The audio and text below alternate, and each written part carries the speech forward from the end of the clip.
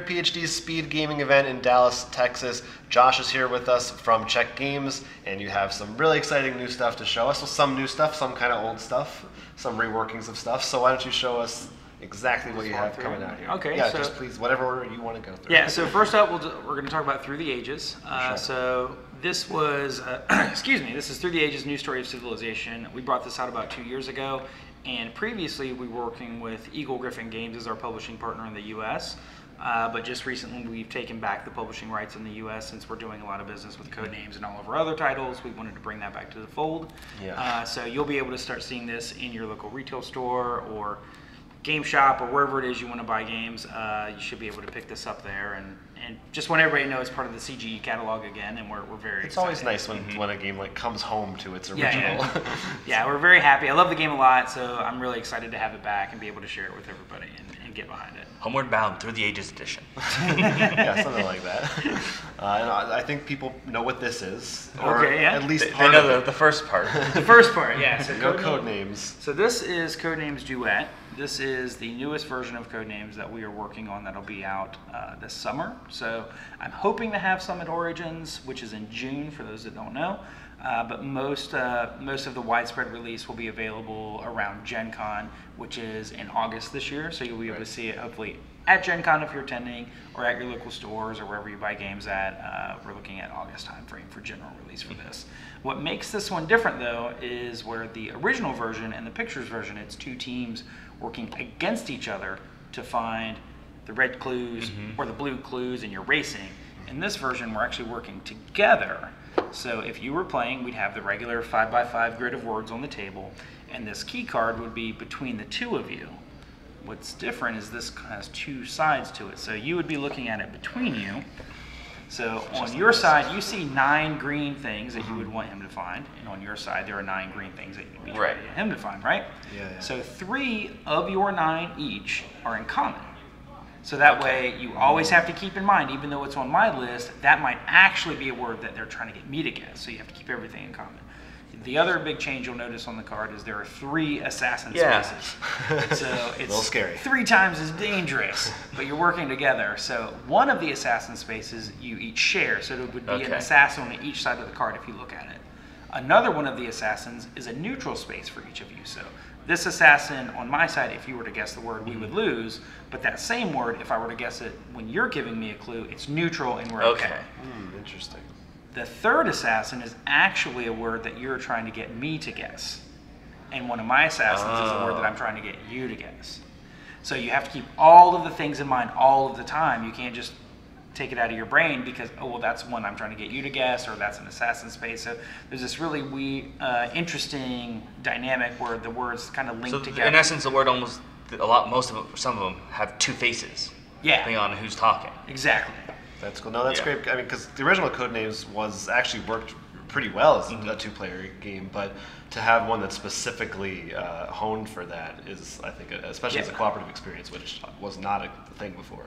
Yeah, so I've played it a lot this past week, and we find that it plays really well with 2 players cooperating, but we also play with 2 sides. So there could be, if you have 3 people or 5 people or 6 people, whatever, just split up on each side, and now we can talk about a clue to get you to guess, and then you can try to give us a clue for us to guess. So you can still work it together with more than just 2 players, which is for a second. I thought you were saying it works best when 2 people working together, not as much when the 2 are against each other. yeah, that too. Don't work against. There's no hidden traitor in that game. No, it'd be pretty obvious. Like, well, it's not me. I found you. Right. So now we're having a lot of fun with it, but it is designed for 2 sides, but it works really, really well and shines as a 2-player or 2-sided game too. And this is the clues are pictures, words, or a combination? So in this box, they are words. Okay. We are working on a complete new word list. So if you have original code names, you can pick this up, and if you want to use the cooperative part, great. Or if you just want all new words to add to your original Codenames game, that's great as well. We also wanted to do that so if somebody finds kind of Codenames Duet first before they find pictures or words, they can buy this, and then later they're like, oh, this is really cool. What if we worked against each other instead?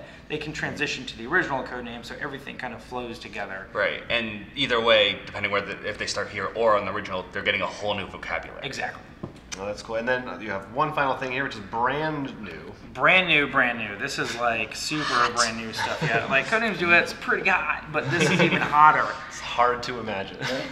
We can only touch it for a little bit. We need oven mitts. So currently the working name is That's a Question. This may not be the final name. We're still working some stuff out as we have this lovely prototype label in all of our boxes. So what we're doing with this is kind of a take on like an icebreaker party, get to know you, form a question, figure out what people are going to ask game. And we have a minute, so we're going to go ahead and do one now. So I'm going to have, you're going to take these 5 hexagons, and if you'll notice, you'll take those 5. Right. You have 3 different sides, or 3 different colors on those hexagons. There's a green, a yellow, and a brown, and they all have kind of different stuff in them. Well, what's going to happen is the person who is asking the question will, this will be explained in a moment. The person that's asking the question will choose which of the 3 color questions to ask. If it is yellow, it's what would you rather choose, this thing or that thing. Huh. If it's green, it's which of these things would you miss the most if it no longer existed, this thing or that thing. The brown questions are, what do you generally consider worse, when somebody does this or when somebody does that? Yeah, I sort of got that trend from the reading. I was like, the brown ones tend to be negative. Yeah, they're kind of negative. So you're gonna be red, you're gonna be green, I'm gonna be blue. We're gonna have a bunch of ghost players that are these other things, and we're gonna just play. Spooky. Yeah, we're gonna play one question real quick. So to ask somebody a question, you have to take their acorn. So if somebody doesn't have an acorn, you can ask them a question. Okay. So I'm gonna take yours because you're in the middle, and that's convenient. Yeah, we won't make it too much work. We're gonna ask you, what would you miss most if it ceased to exist? Would you miss pizza more? Oh man. Or would you miss the dishwasher more? Okay. So you're going to look at your cards here, and you're going to choose A or B. Which one would you miss more? Okay. And should I just put it face Put up? it face down. Okay. And then you are going to try to guess what he's going to pick. Okay. Okay. And then the ghost players are all going to answer these, and then we'll flip them over. And do you not? Since I don't. I'm going to show you how the scoring works. Okay. Okay. So doop, doop, doop, doop. And what did you pick? Pizza. Pizza. He would miss pizza more than dishwasher. So everyone that I don't even have a dishwasher. Yeah, everyone that got the question correct would get 1 gone. point. Luckily, you know which one you would miss most, so you get a point. Okay. Green answered correctly, so you'd get a point. Brown answered correctly, point. Orange answered correctly, so she'll get a point.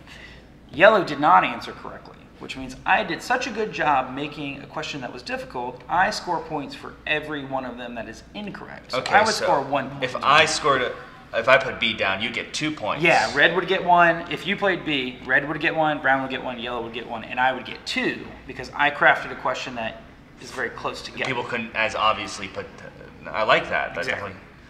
And it's nice because you get to craft the questions to the person. You obviously have a lot of different things on here, and you're like, Oh yeah, no. I mean, which would you miss more, pizza or ice cream? Or, you know, Right, what would you choose to do? Walk through walls or be able to breathe underwater? which one is worse, downloading a movie illegally or downloading an ebook illegally?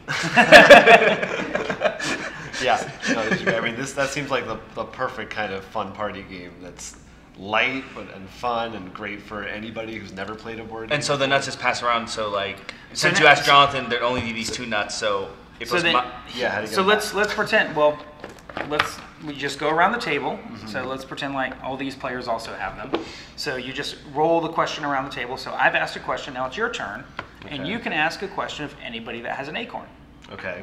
So if you were to ask the yellow player, you would take their acorn, ask them a question, and then after that question, when it goes to you, you cannot I ask choose the to- yellow player because they do not have an But I acorn. can go for you back to and take. ask him You again can go back now. and ask him. Got Exactly. it. Okay. And That's there's good, just so everyone doesn't start piling on the same person Right. sometimes. Because everyone wants to be asked the question. Everybody gets to stay involved. It keeps the point tracker that we have.